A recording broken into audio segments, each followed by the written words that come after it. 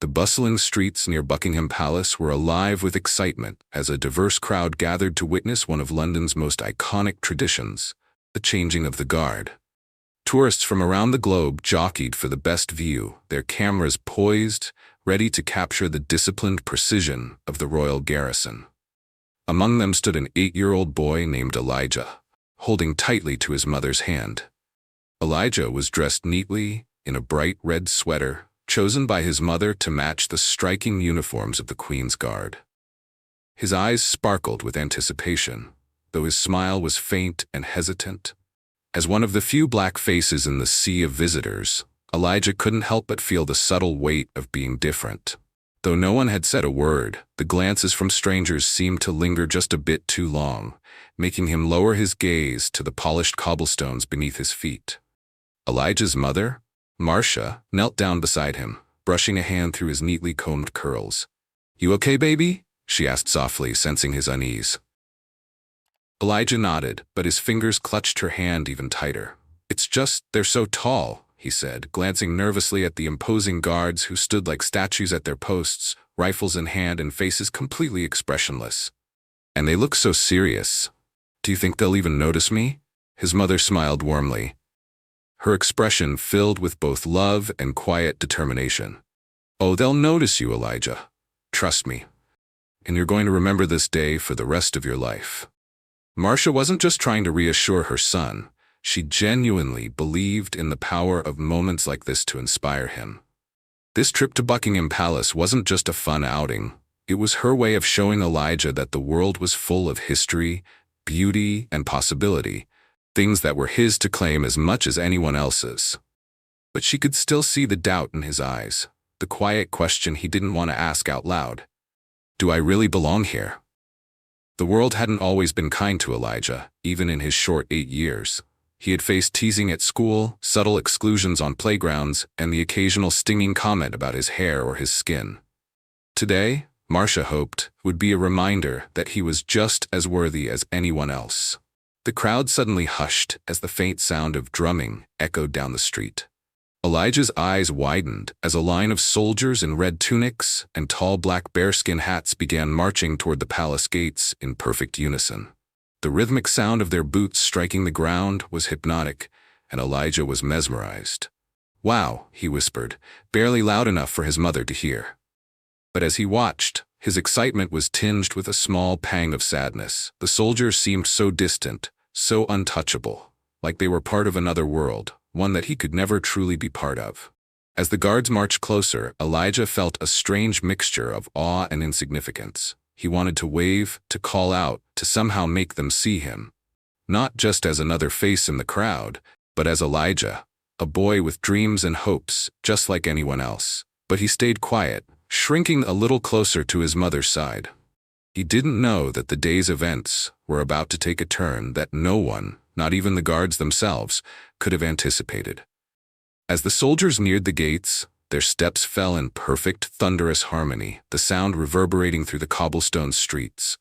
The crowd stood spellbound, eyes fixed on the guards' every move. Elijah craned his neck to see better, his small frame tiptoeing to catch a glimpse of the towering figures. The closer they came, the more imposing they seemed. Stoic faces, unflinching gazes, and uniforms so immaculate they looked as if they'd been sewn by angels. To Elijah, they were larger than life, heroes plucked straight out of a storybook. But the thought returned, unshakable, "They'll never notice me." He felt invisible in the sea of people waving flags and snapping photos. Suddenly, a little girl in the crowd next to him called out, "Look, Mama." A guard smiled at me. Elijah's chest tightened with envy as he scanned the line of soldiers, searching for any sign of warmth or acknowledgement. But their faces remained like marble, unyielding and detached. Elijah sighed, feeling the moment slip further away from him. He dropped his hand from the small Union Jack flag his mother had bought for him and stuffed it into his pocket, where it crumpled against his fingers. "Maybe they're not allowed to look at people," he muttered, half to himself. But then something extraordinary happened. One of the guards, stationed closest to the gates, shifted his gaze ever so slightly. It was just for a moment, but it was enough for Elijah to notice. The guard's eyes, sharp and observant, scanned the crowd before settling briefly on Elijah. Their gazes locked, and in that fleeting instant, Elijah froze. His heart pounded in his chest. Did he just look at me? The thought felt impossible, yet undeniable. The connection was brief, almost imperceptible, but to Elijah it meant the world. The guard then did something no one expected. As his fellow soldiers continued their perfectly choreographed march, the guard turned his head slightly and nodded.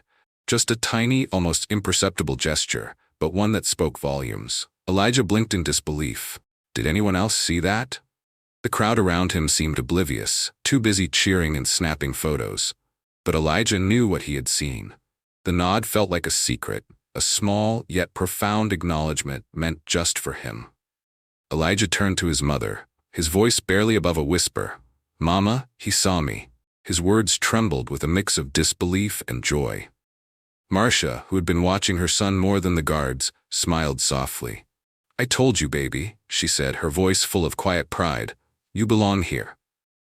But the moment wasn't over. The guard's subtle gesture had only been the beginning of a series of events that would leave everyone, including the boy, utterly astonished. Elijah couldn't tear his eyes away from the guard who had acknowledged him. His heart raced, and his mind buzzed with questions. Did he really mean to do that? Was it a mistake? The other guards remained as rigid as ever, their movements synchronized and unflinching, but this one soldier stood out now. Elijah felt as though they shared a silent secret, one that no one else in the crowd could see. As the ceremonial march continued, Elijah's mother squeezed his hand gently, anchoring him in the moment. "That wasn't just luck," she whispered, leaning down to his ear. "Sometimes kindness finds you when you least expect it." Elijah wanted to believe her, but doubt still lingered. Then something even more astonishing happened. As the guards came to a halt near the gates, the same soldier subtly glanced back toward Elijah. This time the gesture was unmistakable. The soldier's eyes softened, breaking through the rigid protocol that demanded complete discipline. Elijah gasped quietly, his small hand flying to his mouth. "Mama, he's looking at me again," he whispered, his voice trembling with excitement. Marcia followed her son's gaze, her brow furrowing in curiosity. It was unheard of for a royal guard to deviate from their duties, let alone interact with the public in such a personal way. The crowd, still captivated by the ceremony, seemed oblivious to the silent exchange unfolding between Elijah and the soldier. For a moment, time seemed to stand still. The soldier took a deep breath, his chest rising and falling beneath the weight of his crimson tunic. Then, breaking every expectation, he stepped slightly out of formation. The crowd gasped audibly, cameras snapping furiously as whispers spread like wildfire. "What's he doing?" someone muttered. "Guards never move like that." Even the other soldiers exchanged brief, puzzled glances, but quickly returned to their stoic positions, unwilling to break their own discipline. The soldier, however, was unwavering. His eyes remained fixed on Elijah, as if he had made a decision that couldn't be undone. Elijah's hands trembled as the soldier, now standing just a few paces away, did something extraordinary. He bent down, leveling himself with the boy's eyeline. The crowd fell completely silent, their attention now fully drawn to the unprecedented scene. Elijah's breath caught in his throat as the soldier reached into his pocket and pulled out a small, polished brass button, the kind that adorned his pristine uniform. Carefully, he extended it toward Elijah, holding it in his gloved hand as if it were the most precious gift in the world. "For you," the soldier said quietly, his deep voice resonating with warmth. Though his words were soft, they carried a weight that Elijah would never forget. Elijah stared at the button, his wide eyes filling with tears. He hesitated, looking up at his mother for reassurance. Marcia nodded, her own eyes glistening. "Go on, baby," she urged gently. With trembling fingers, Elijah reached out and took the button, his small hand brushing against the soldier's gloved one. The crowd erupted into applause, their initial shock replaced by awe and admiration. Cameras flashed, capturing the moment that would soon go viral and touch millions of hearts around the world. But for Elijah, this wasn't about the cameras or the crowd. It was about the unspoken connection he had felt with the soldier. Proof that even in the most unlikely places, kindness and recognition could break through the barriers of tradition. For a moment, The world felt frozen for Elijah. The brass button rested in his palm, glinting in the sunlight as though it carried some kind of magical energy. It wasn't just a token. It was proof that someone, a royal guard no less, had seen him, truly seen him. Elijah's chest swelled with a mix of pride and disbelief. He looked up at the soldier who was already rising back to his towering stance, the stoic mask slowly returning to his face. But there was a flicker of something in the guard's eyes. Compassion. Maybe even a hint of a smile. Before he resumed his place in the line. Elijah clutched the button tightly, his fingers wrapping around it as though it were the most valuable treasure in the world. The crowd, now abuzz with excitement, couldn't stop talking about what they had just witnessed. "Did you see that? He broke formation for that boy," one man exclaimed. "That's never happened before," added another. Elijah, however, wasn't paying attention to the whispers around him. His gaze remained fixed on the guard, his mind replaying the moment over and over. "Mama," he said softly, his voice full of wonder, "do you think he did that because he knew I felt different?" Marcia knelt beside him, brushing a tear from her cheek. "Maybe he saw something special in you, Elijah. Maybe he wanted to remind you that you're important, no matter what." The ceremony continued, but the energy in the crowd had shifted. What had started as a routine display of discipline and tradition had transformed into something deeply human. People were no longer just spectators. They were witnesses to a story that transcended barriers. Tourists who had come for photos now found themselves moved by the raw power of kindness. Many tried to catch the guard's attention, waving and calling out, but he didn't respond. His duty was calling him back to the rigid protocol of his role.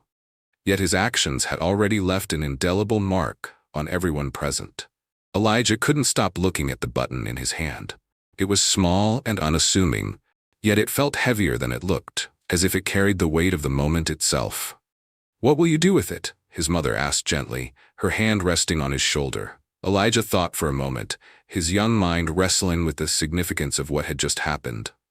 I think I'll keep it forever," he said finally, his voice steady. "So I can remember this day. So I can remember that someone believed in me." Marcia smiled, her heart swelling with pride. "It's a gift, Elijah, but it's also a reminder that you can be that person for someone else someday." The ceremony ended with the guards marching away in perfect formation. But for Elijah, the day wasn't over. As the crowd began to disperse, he turned back for one last look at the soldier who had changed everything. The guard didn't move or speak, but Elijah didn't need him to. The moment had already been etched into his heart. And as he walked away, hand in hand with his mother, Elijah knew one thing for certain. He would never forget the day a royal guard broke tradition to remind him that he mattered. As Elijah and his mother walked away from the palace gates, the brass button still clutched tightly in his small hand, the world seemed a little brighter, a little kinder.